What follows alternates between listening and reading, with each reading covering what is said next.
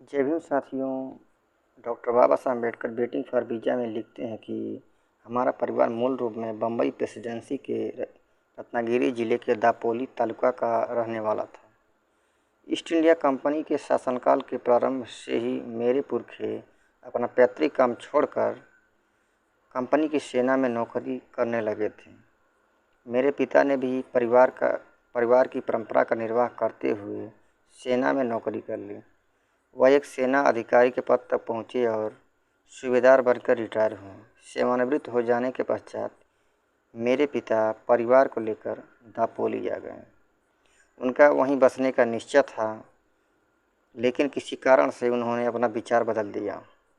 हम दापोली से सातारा आ गए और 1904 तक वहीं रहे। यह पहली घटना है जिसका मैं यहाँ वर्णन कर रहा हूँ। जहाँ तक मुझे याद है, यह लगभग 1901 में घटी थी, जब हम सातारा में ही थे। मेरी माँ का तब तक निधन हो चुका था।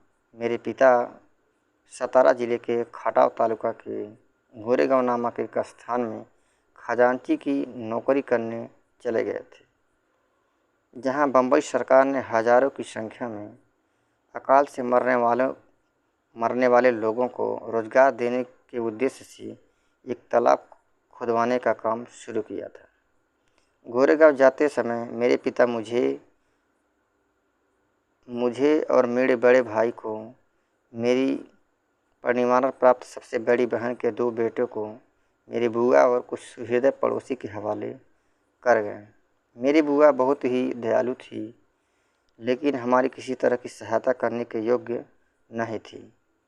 वह कुछ बौनी थी और उनके पैरों में भी कुछ तकलीफ़ थी, जिसके कारण चलते समय उनके लिए किसी सहारे के बिना चलना फिरना बहुत ही कठिन था।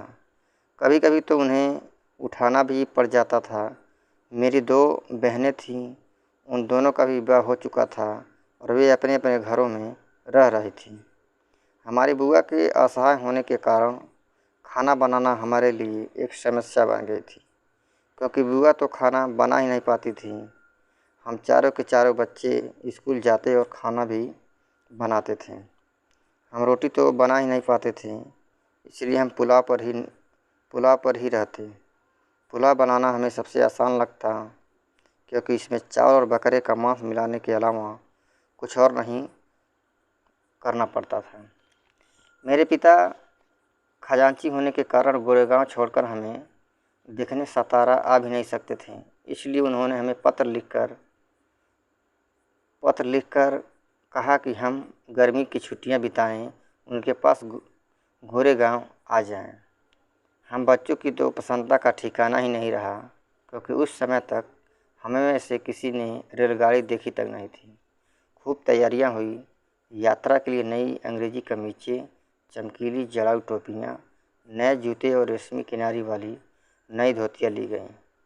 मेरे पिता ने हमारी यात्रा से संबंधित सारी जानकारियाँ हमें दे दी थी और यह भी कह रखा था कि हम उन्हें रवाना होने की तारीख बता दें, ताकि वह हमें लेने के लिए अपने चपरासी को स्टेशन पर भेज दें, जो हमें अपने साथ गोरेगांव ले जाएगा। इस योजना के अनुसार मैं, मेरा भाई और एक भांजा सातारे से चल पड़े। बुआ को हमने पड़ोसी के हवाले छोड़ा, जिन्होंने उनकी देखभाल का वचन दिया। रेलवे स्टेशन हमारे घर से 10 मील दूर था। हमने स्टेशन तक का तांका किया। हमने इस अवसर के लिए खरीदे खास कपड़े और खुशी खुशी घर से चल दिए। लेकिन मेरी बुआ रो रही थी और हमसे बिछड़ने के दुख में पछाड़े खा रही थी। हम स्टेशन पर पहुँचे तो हमारे भाई ने टिकट लिए और मुझे तथा मेरे भांजे को 2-2 आने जेब खर्चे के लिए दिए, जिन्हें हम अपनी इच्छा के अनुसार खर्च कर सकते थे। पैसे मिलते ही हमने तो ऐश मनानी शुरू कर दी और सबसे पहले लेमनेड की एक बोतल खरीद डाली। थोड़ी देर में ही रेलगाड़ी आ गई और हम लपक कर उसमें चढ़ गए कि कहीं वह हमें छोड़कर चली न जाए। हमें पहले ही बता दिया गया था कि हमें मसूरी में उतरना है, जो गुड़गांव जाने के लिए सबसे निकट का स्टेशन था। रेलगाड़ी शाम को 5 बजे मसूरी पहुंची। हम अपना सामान लेकर वहाँ उतर गए। कुछ ही मिनटों में रेलगाड़ी से उतरे सभी यात्री अपने अपने गंतव्य पर जा चुके थे, लेकिन हम बेचारे बच्चे इस प्रतीक्षा में प्लेटफार्म पर खड़े रह गए कि पिताजी आएंगे या फिर उनका वह चपरासी आएगा जिसे भेजने का उन्होंने वादा किया था। हमने बहुत देर प्रतीक्षा की, किंतु कोई नहीं आया। इसी प्रकार हमें 1 घंटा हो गया। स्टेशन मास्टर हमसे पूछताछ करने आया। उसने हमसे टिकट मांगे। हमने उसे टिकट दिखा दिए। फिर उसने हमसे पूछ लिया कि हम अभी तक वहाँ खड़े क्यों थे। हमने उसे बता दिया कि हमें गोरेगांव जाना है और हम पिताजी या उनके चपरासी के आने की प्रतीक्षा कर रहे हैं, लेकिन उनमें से कोई भी नहीं आया। हमने स्टेशन मास्टर से भी बता दिया कि हमें यह भी नहीं पता कि गोरेगांव पहुंचा कैसे जाएगा। हम चारों ही लड़के अच्छे कपड़े पहने हुए थे। हमारे कपड़े और बोलचाल से कोई नहीं जान सकता था कि हम अछूतों के बच्चे हैं। स्टेशन मास्टर तो वास्तव में यही समझ रहा था कि हम ब्राह्मण बच्चे हैं। हमें इस बुरे हाल में देखकर उससे अत्यधिक दुख हो रहा था, जैसा कि हिंदुओं में आम चलन है। स्टेशन मास्टर ने हमसे पूछ लिया कि हम कौन हैं। मैंने बिना कुछ सोचे समझे कह दिया कि हम महार हैं। महार उन समुदायों में से एक है जिन्हें बम्बई प्रेसिडेंसी में अछूत समझा जाता है। यह सुनकर वह स्तब्ध रह गया। अचानक उसके चेहरे की रंगत ही बदल गई। हमें साफ दिखाई दे रहा था कि घृणा के एक विचित्र भाव ने उसे जकड़ लिया था। मेरा उत्तर सुनते ही वह अपने कमरे में चला गया और हम अपनी जगह खड़े के खड़े रह गए। इस तरह 15-20 मिनट बीत गए। सूरज ढलने को आया था। न तो पिताजी आए और न ही उन्होंने अपने चपरासी को भेजा, और अब स्टेशन मास्टर भी हमें छोड़कर चला गया था। हम बहुत चिंता में थे और यात्रा शुरू होने पर जो आनंद, जो हर्ष हम अनुभव कर रहे थे, वह अब हवा हो चुका था। उसकी जगह नितांत उदासी ने ले ली थी। आधे घंटे के पश्चात स्टेशन मास्टर वापस आया और हमसे फिर पूछने लगा कि अब हमारा क्या इरादा है। हमने कहा कि अगर हमें कोई बैलगाड़ी भाड़े पर मिल जाए तो हम गोरेगांव चले जाएंगे, और अगर यह बहुत दूर नहीं है तो हम इसी समय यहाँ से चल पड़ेंगे। वहाँ भाड़े पर चलने वाली बहुत सारी बैलगाड़ियाँ मौजूद थीं, लेकिन हमने स्टेशन मास्टर को जो उत्तर दिया था कि हम महार हैं, उसके बारे में सारे गाड़ी वाहनों को पता चल चुका था, और उनमें से कोई भी अछूत जाति की सवारी को अपनी गाड़ी में बैठाकर अपने आप को अपवित्र या अपनी मान मर्यादा को नष्ट करने को तैयार नहीं था। हम दोगुना भाड़ा देने को तैयार थे, लेकिन पैसे से भी बात बनती दिखाई नहीं दे रही। हमारी ओर से बातचीत कर रहे स्टेशन मास्टर के समझ में भी नहीं आ रहा था कि आखिर क्या किया जाए, अतः वह चुपचाप ही खड़ा था। अचानक जैसे ही उसे कोई युक्ति सूझी, उसने हमसे पूछा, तुम गाड़ी चला सकते हो? यह सोचकर कि वह हमारी मुश्किल का कोई हल निकालने का प्रयत्न कर रहा था, हम बोल पड़े, हाँ चला सकते हैं। यह उत्तर मिलने पर वह गाड़ी वाहनों के पास गया और उनके सामने हमारी तरफ से यह प्रस्ताव रखा कि हम गाड़ी वाले को दोगुना भाड़ा देंगे और गाड़ी भी खुद ही चलाएंगे, और गाड़ी वाहन हमारे साथ साथ पैदल चलेगा। ये गाड़ी वाला इस शर्त पर राज़ी हो गया क्योंकि इससे उसे पैसा कमाने का अच्छा अवसर मिल रहा था। उसको उसके अपवित्र होने का भी डर नहीं था। शाम लगभग 6:30 बजे हमारी चलने की तैयारी हुई, लेकिन स्टेशन छोड़ने से पहले हम यह पक्का जान लेना चाहते थे कि क्या हम अंधेरा होने से पहले पहले गोरेगांव पहुंच जाएंगे। इसलिए हमने गाड़ी वाले से पूछा कि गोरेगांव कितनी दूर है और वह हमें वहां कितनी देर में पहुंचा देगा। उसकी बात का विश्वास करके हमने अपना सामान बैलगाड़ी में लादा और स्टेशन मास्टर को धन्यवाद दे हम उसमें बैठ गए। हम में से एक ने बैलगाड़ी की लगाम थाम ली और बैलगाड़ी चल पड़ी। गाड़ी वाला हमारे साथ साथ चल दिया। स्टेशन से कुछ दूर जाकर ही एक नदी पड़ती थी। वह एकदम सूखी हुई थी। बस कुछ जगहों पर छोटे छोटे गड्ढों में पानी भरा था। गाड़ी वाला हमसे बोला कि तुम लोग यहीं रुककर खाना खा लो, क्योंकि आगे कहीं पानी नहीं मिलने वाला था। हम उसकी बात मान गए। उसने हमसे थोड़ा भाड़ा मांग लिया ताकि वह भी गांव जाकर खाना खा आए। मेरे भाई ने उसे थोड़े पैसे दे दिए और वह जल्दी ही लौटने का वादा करके वहाँ से चला गया। हमें बहुत ज़ोर की भूख लगी थी, इसलिए हमें प्रसन्नता हुई कि चलो कुछ खाने का अवसर तो मिला। मेरी बुआ ने पड़ोसियों को लगा कर हमारे रास्ते के लिए खाने की कुछ बढ़िया चीज़ें बनवा दी थी।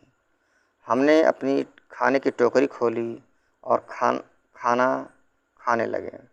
हमें कौर निगलने के लिए पानी की ज़रूरत महसूस हुई। हमें में से एक लड़का पास की ही नदी की तली में इकट्ठा पानी के गड्ढे से पानी लेने चला गया, लेकिन वह पानी वास्तव में पानी नहीं था। पानी के नाम पर वहाँ कीचड़ और उन गाय भैंसों और पशुओं का मलमूत्र जमा था जो वहाँ पानी पीने आते। वास्तव में वह पानी आदमियों के प्रयोग करने के योग्य नहीं था।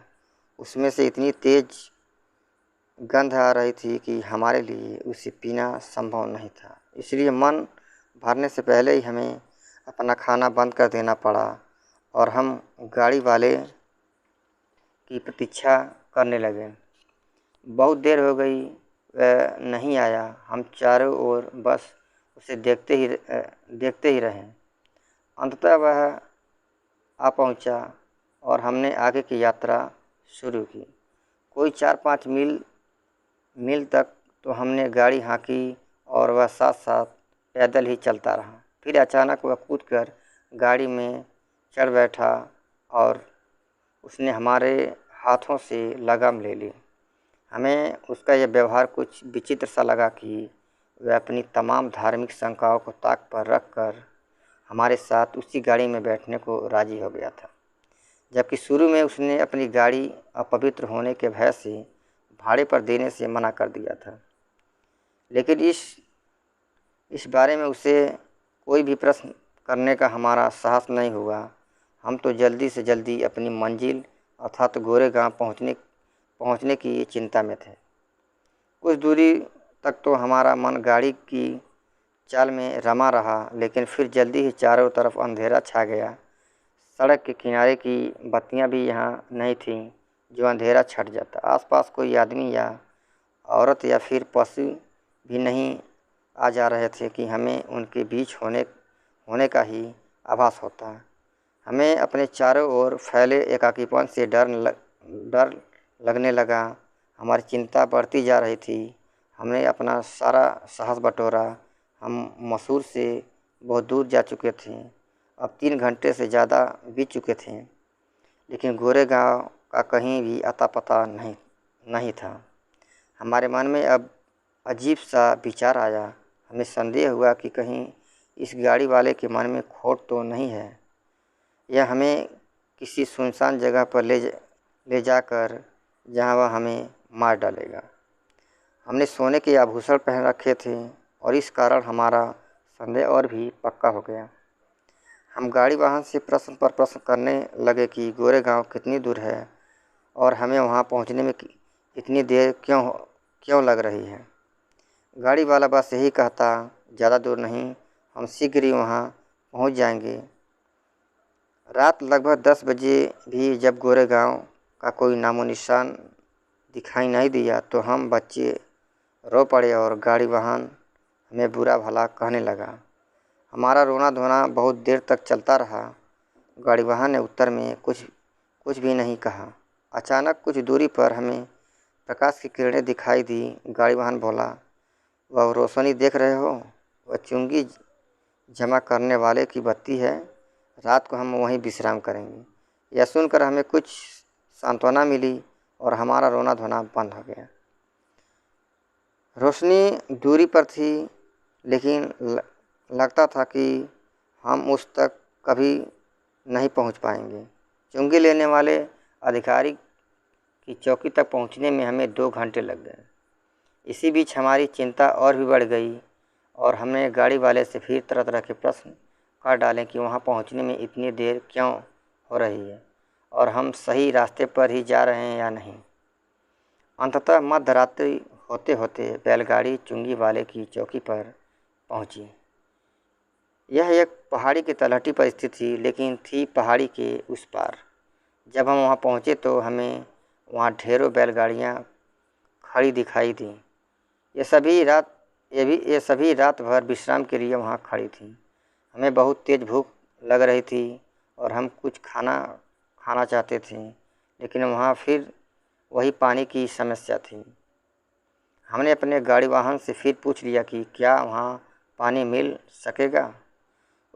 उसने हमें सचेत किया कि चुंगी लेने वाले खुद हिंदू हैं और अगर हमने उसे सच सच बता दिया कि हम माहिर हैं तो हमें कोई पानी वानी नहीं मिलने वाला। वह बोला, यह कहकर देख लो कि हम मुसलमान हैं, शायद पानी मिल ही जाए। उसकी सलाह पर मैं चुंगी वाले की चौकी पर गया और उससे थोड़ा पानी मांगा। उसने मुझसे पूछ लिया कि तुम कौन हो। मैंने जवाब दिया कि हम मुसलमान हैं। मुझे उर्दू बहुत अच्छी आती थी। मैंने उससे उर्दू में बात की जिससे मेरे असली मुसलमान होने में कोई संदेह न रह जाए, किंतु यह युक्ति भी काम नहीं आई और उसने बड़ी रुखाई से उत्तर दिया, तुम्हारे लिए किसी ने पानी धर रखा है क्या? पहाड़ी पर पानी है, अगर जाना चाहो तो जाकर ले आओ। मेरे पास कोई पानी वानी नहीं है। यह कहकर उसने मुझे चलता किया। मैं बैलगाड़ी पर लौट आया और उसका उत्तर मैंने अपने भाई को बता दिया। पता नहीं भाई ने क्या सोचा। उसने बस हमसे इतना ही कहा, अब लेट जाओ। बैलों को गाड़ी से अलग कर दिया गया और गाड़ी को इस तरह खड़ा कर दिया गया कि उसका पिछला हिस्सा ज़मीन से टिका रहे और अगला भाग हवा में ऊपर उठा रहे। हमने अपने बिस्तर बैलगाड़ी के अंदर सबसे नीचे के तख्तों पर लगा लिए और अपने शरीर को आराम देने के लिए उन पर लेट गए। अब हम एक सुरक्षित जगह पहुंच चुके थे, इसलिए हमें इस बात की चिंता नहीं थी कि अब क्या होगा, लेकिन हमारा मन रह रह कर हाल की ताज़ा घटना की ओर चला जाता था। हमारे पास ढेर सारा खाना था, हमारे पेट में चूहे कूद रहे थे। यह सब होते हुए भी हमें भूखा ही सोना पड़ा और इसका कारण था कि हमें पानी नहीं मिल सका क्योंकि हम अछूत थे। हमारे मन में अंतिम विचार यही आया। मैंने सोचा कि हम एक सुरक्षित जगह आ गए थे। स्पष्ट था कि मेरा बड़ा भाई अभी भी संकुचित था। उसने कहा कि हम चारों का एक साथ सो जाना समझदारी नहीं होगी, कुछ भी हो सकता है। उसने सलाह दी कि एक बार में हम में से 2 को सोना और 2 को चौकीदारी करनी चाहिए। इस तरह हमने वह रात पहाड़ी के तलहटी में बिताई।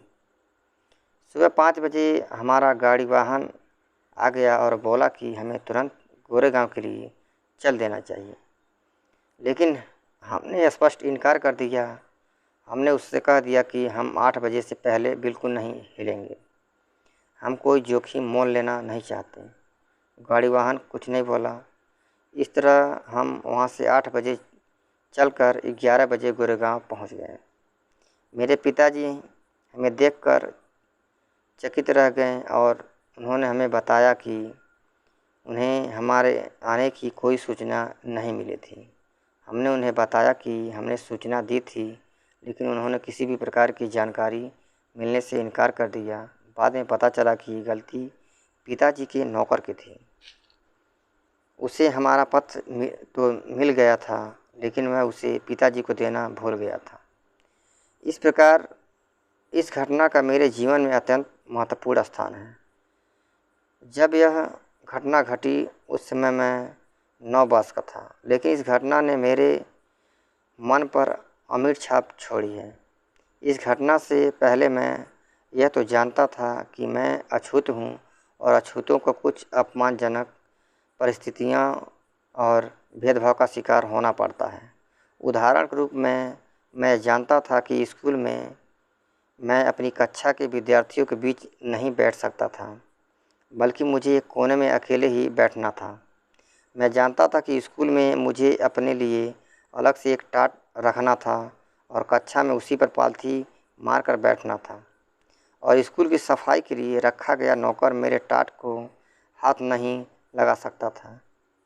मुझे उस टाट के टुकड़े को रोज़ शाम को घर ले जाना होता था और अगली सुबह वापस स्कूल लाना होता था।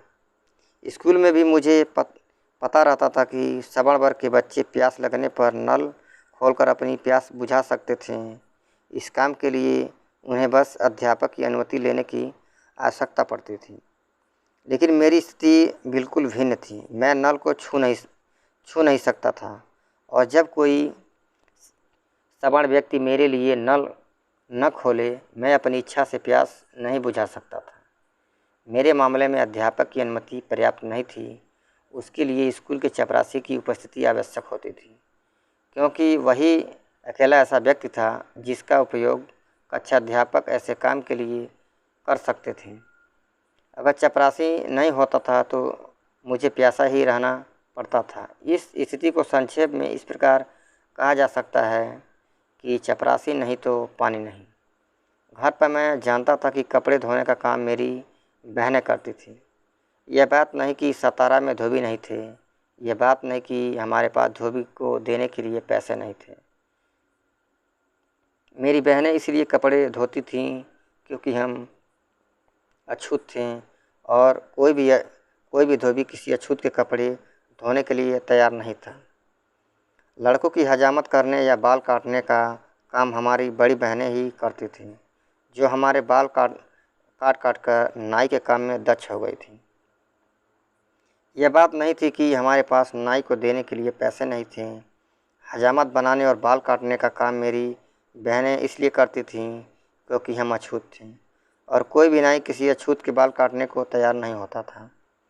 मैं यह सब जानता था, लेकिन इस घटना से मुझे ऐसा झटका लगा जैसा पहले कभी नहीं लगा था, और इस घटना ने मुझे छुआछूत के बारे में सोचने को बाध्य कर दिया, जो इस घटना से पहले मेरे लिए उसी तरह एक आम बात थी, जैसी यह बहुत सारे अस्पृश्यों और अछूतों के लिए थी। जय भीम साथियों, मिलते हम अगले वीडियो में। तब तक के लिए नमस्कार। वीडियो अच्छा लगे तो लाइक करें, सब्सक्राइब करें और शेयर करना ना भूलें। धन्यवाद।